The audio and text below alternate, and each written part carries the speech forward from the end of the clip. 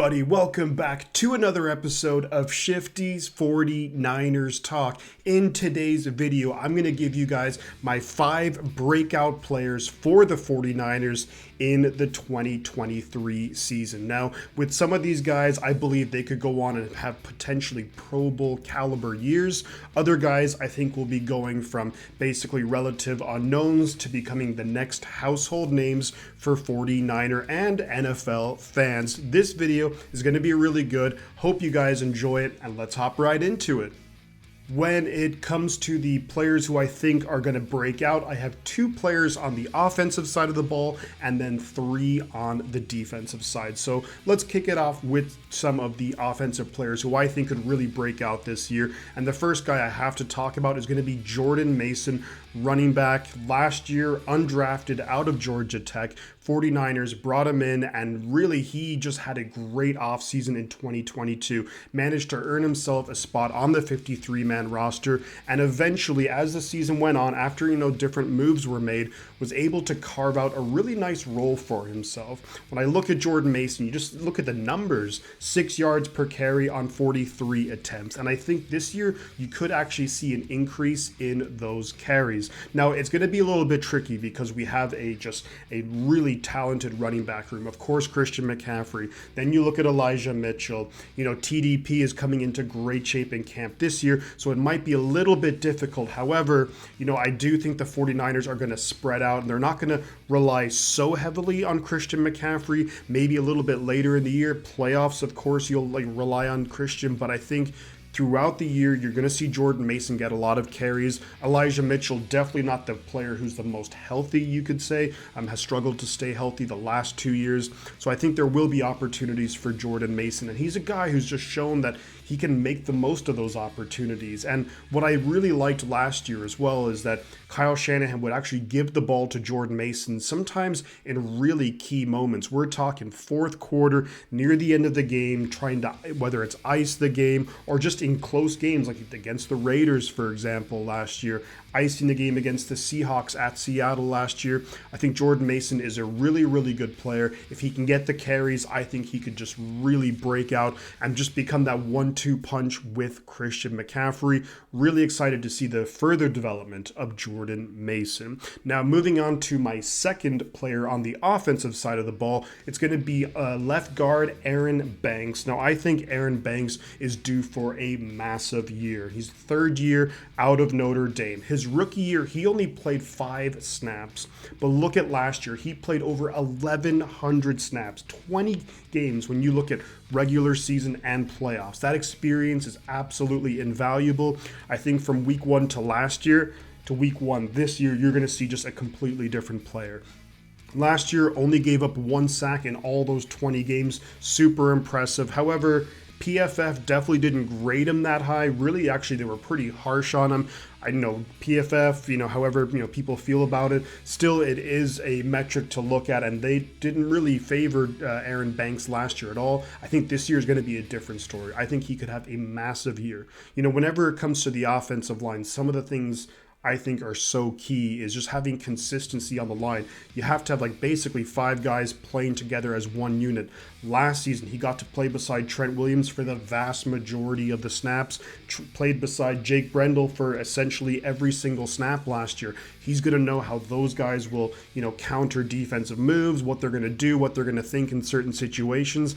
I expect a big year out of Aaron Banks, potentially a Pro Bowl caliber year. And it just really helps when you have the Hall of Famer, best offensive tackle in the game, Trent Williams, beside you. That definitely makes your life a little bit easier. No question about that. But I do think Aaron Banks is a really good player. He has a mean streak. He's come into camp in really good shape. He should have a big time year.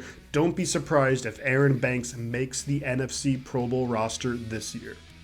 Let's now move on to the defensive side of the ball. And the first guy here I think is going to be pretty controversial. It's someone that we're all hoping that this happens finally for him. And that's going to be Javon Kinlaw. defensive tackle. He's entering his 4th year with the 49ers, first round pick, of course, out of South Carolina. And I think it's fair to say that he has been a bust so far. Some of that, look, I'm not saying that it's his fault necessarily. There's been a lot of, injuries. That's been the main thing, but also his play hasn't been great. Looking at the tape of that NFC Championship game against the Eagles, he was just getting pushed yards and yards off the line of scrimmage. Not the worst game I've ever seen from a defensive tackle, but definitely not the best. However, why is there room for hope? Well, I think and I hope that he will finally stay healthy. And if you look at it, Javon Kinlaw, he's in a contract year. The 49ers did not give him the 5th-year extension for being a first-round pick, so he is a free agent next year. He's still young. He can still get that massive contract. This year, he has to prove it. In a way, it almost feels like a now or never for a guy like Javon Kinlaw, even though he's still relatively young. If he can have that big year, he's going to be part of the rotation on the defensive line in a very talented defensive line in San Francisco. He's going to be tasked with a specific job, clogging up the holes, maybe getting a little bit of pressure on the quarterback here and there, being stout against the run. So far, he's looked amazing in camp. All the different 49er content creators out there, shout out to you guys for putting in that work at training camp. All the videos and the analysis there is awesome. But everything I've heard has been really, really positive. The big thing is, can he carry that over into the regular season? The bigger thing is, can he stay healthy? If he can, I really do think that Javon Kinlaw has a ton of potential. Can he finally put it together? I think he does if he stays healthy. That is a big if, but if he does, look out for Javon Kinlaw, because opposing offenses are not going to be expecting what this guy can bring, especially when you have him playing beside the likes of Bosa, Javon Hargrave, Eric Armstead, to name a few. Now, moving on to the next player on the defensive side of the ball, I'm going to stick on the defensive line, and we're going to go with edge player Drake Jackson. Now, to me, this is probably, arguably, the most obvious pick to do in a video for breakout players. Drake Jackson entering his 2nd year. He was a 2nd-round pick out of USC last year, and this is a guy who I think is just primed and ready to explode onto the scene. As a rookie, he was a little bit small, very athletic. He showed a couple of things. 3 sacks as a rookie, had an interception, that crazy interception against the Raiders. Super impressive. I love seeing that. And also, here's the big thing. 2nd year with Chris Kasarik. That's going to be a massive thing for his development. He's also, and I think arguably bigger deal is the fact that he's put on about 20 pounds. So he's going to be a lot more stout against the run. One of the big things that you notice with Drake Jackson is that he was inactive for a number of games last season, not because of his talent, just because of his size. They just couldn't have him with guys like Samson Ebukam, just too many small guys on the edge. You see Drake Jackson, he's bulked up. He's maintained that athleticism. There was a great rep in training camp where I believe he went basically, stride for stride with Elijah Mitchell, managed to get the pass breakup as an edge player. That's ridiculous. Not only that, he's already shown, this is a guy who does have pass rush moves. Going into his 2nd year in the NFL, I expect big things out of Drake Jackson. I'm not necessarily one to make predictions on stats, because whenever I've done that, it's always just completely come back to bite me in the ass. But I do think Drake Jackson could be in for a massive, massive year. And just remember, if you look at a starting defensive line of Bosa, Armstead, Hargrave, and Drake Jackson, the guy who's absolutely going to get the least attention there is going to be Drake Jackson. Can he be that guy to basically clean up sacks? We know Bosa's going to do his thing. Hargrave's going to, and Armstead are going to force the quarterback out of the pocket. Drake Jackson using his athleticism, chasing down the quarterback, but also being able to be effective somewhat against the run. I think that Drake Jackson is just prime. He's ready to explode onto the scene.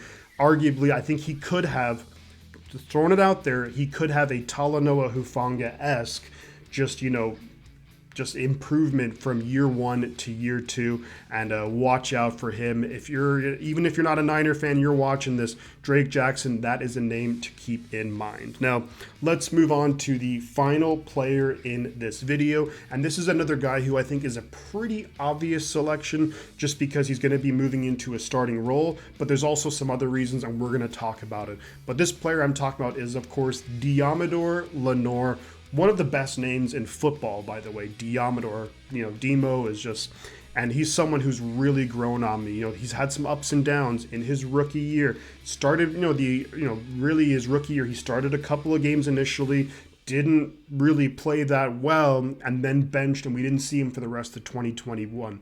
2022, last year, however, he's really been given an opportunity. In the regular season when Emmanuel Mosley went down against the Carolina Panthers, after that, we saw, Diamador step into that starting role. And it wasn't that pretty early on. He was someone who was playing a lot more in the slot earlier in the year, and then he has to move to the outside, kind of, almost a completely different position. And I think eventually he was able to handle himself well. Again, it took him some time to get going, but by the time the playoffs rolled around, he was just amazing. If you look at, again, a PFF rating, in the regular season for Demo Lenoir, 56. In the playoffs, 76. That is a massive, massive leap in performance. 2 interceptions in the playoffs, picked off Geno Smith, that great interception off Dak Prescott. And I think that he's someone who could just really, another guy who could just explode onto the scene. In the playoffs, I thought he was playing just as well, if not better, than Mooney Ward. And that's saying something, because to me, Mooney Ward is the most underrated cornerback in the NFL. And I think you have Diamador Lenoir. He's going to get tested early and often. There's a lot of teams, with great receiving core that we're going to be playing against.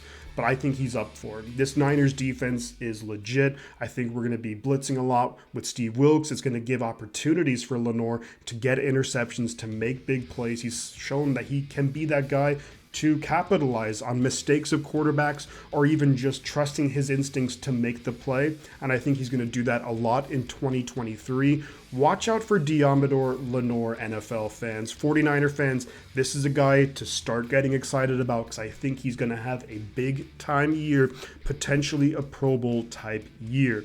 And there you have it, guys. Those are the 5 players I think that are going to break out in 2023 for the San Francisco 49ers. Now, in the comments below, let me know your thoughts on the players I selected. If there's any players that I missed out that you think are going to be the guys who are just going to, really, cement themselves as very good NFL players this year. Excited to hear from all of you, all of your thoughts.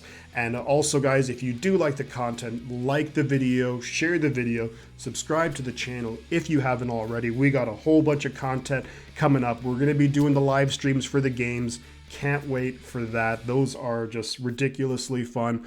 But I'm going to leave it there, guys. Thank you so much for watching. Really, really appreciate any and all support. And before I go, I'm going to say 2 things.